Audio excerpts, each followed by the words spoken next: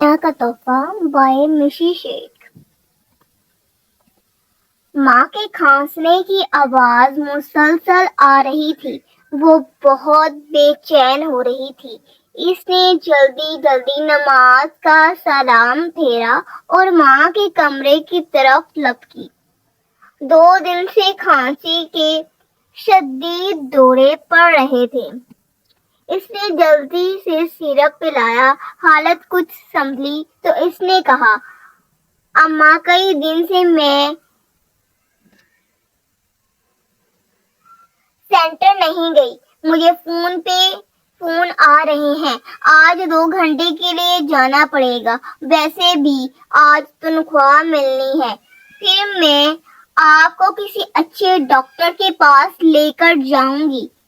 ماں کی آنکھوں میں پریشانی دیکھی تو کہا، اماں پریشان کیوں ہوتی ہیں؟ میں نے خالہ سغرا سے کہہ دیا ہے کہ جب تک میں نہ آ جاؤں آپ کے پاس ہی رہیں۔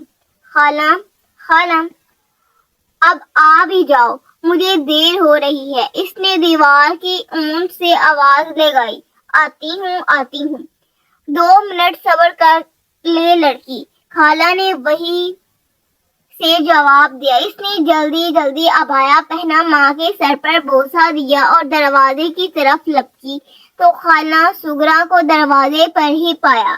خالہ اماں کا خیال رکھنا، اگر کھانسی کا دورہ پڑے تو سیرپ پلا دینا، پاس میز پر ہی رکھا ہے۔ جب تک میں نہ آ جاؤں اماں کے پاس ہی رہنا۔ وہ جلدی جلدی خالہ کو تاکید کرتی ہوئی باہر نکل گئی۔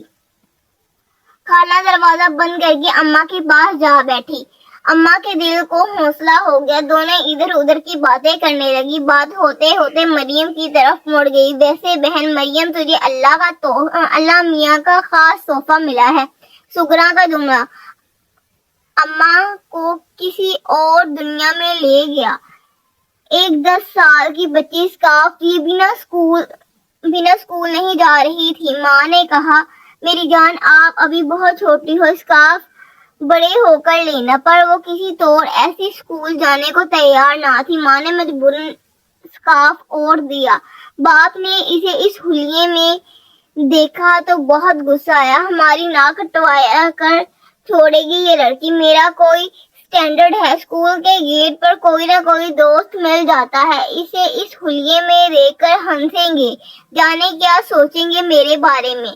اس نے بڑبڑاتے ہوئے اسے گاڑی میں بٹھایا اور مڑ کر غصے میں بیوی سے بولا، مریم تو اللہ میاں کا تحفہ ملا ہے ہمیں، جانے کس گناہ کی سزا ہے۔ پھر وہ بچی ہر وقت اسکارف لینے کی ضد کرنے لگی۔ وہ شلوار قمیض پہنتی، انگریزی لباس اسے کبھی بھی اچھا نہیں لگا۔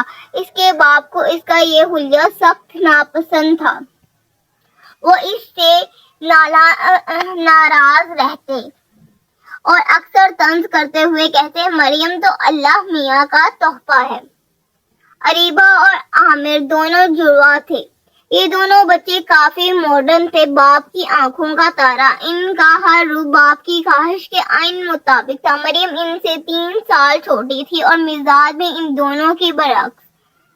رابعہ نے FSc میرٹ پر پاس کر لیا اور میڈیکل کالج میں ایڈمیشن لے لیا۔ عامر بھی انجینئر بننے لگا۔ مریم نے میٹرک اچھے نمبروں سے پاس کر لیا، پر جب کالج گئی تو اس نے 2 دن بعد ہی جانے سے انکار کر دیا۔ اس کے باپ نے اس کے انکار کی وجہ پوچھی، وجہ بھی جاننے کی کوشش نہ کی اور اس کا انکار کو اس کی نالائکی قرار دیا، اور اس الزام کو مریم نے ہنس کر سہ لیا اور ایک لفظ نہ نکالا منہ سے۔ ہر ماں جانتی تھی کہ اس انکار کی وجہ کچھ اور ہی ہے۔ ایک دن بہت پوچھنے پر اس نے بتا ہی دیا کہ کالج کا مخلوط ماحول اسے پسند نہیں آیا اور ایسے ماحول میں تعلیم حاصل کرنا نہیں چاہتی۔ تب ماں نے اسے دینی تعلیم دلانے کا فیصلہ کیا، جسے اس نے بخوشی قبول کر لیا۔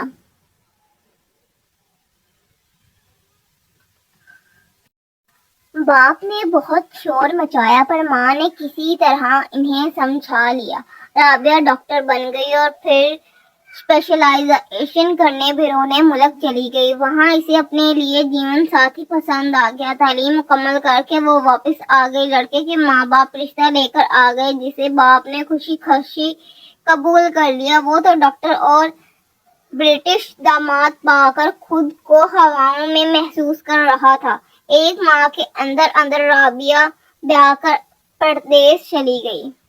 عامر نے بھی انجینئر بننے کے بعد بیرون ملک جاب کے لیے اپلائی کر دیا۔ باپ نے بہت سمجھایا کہ وہ باہر نہ جائے بلکہ یہاں ماں باپ کے پاس رہے۔ وہ اکلوتا ہے، ماں باپ کو اس کی ضرورت ہے، پر اس نے صاف کہہ دیا کہ وہ ماں باپ کی خاطر اپنے سپنوں سے منہ نہیں موڑ سکتا، اپنا مستقبل تاریک نہیں کر سکتا۔ ماں باپ اپنا سا منہ لے کر رہ گئے اور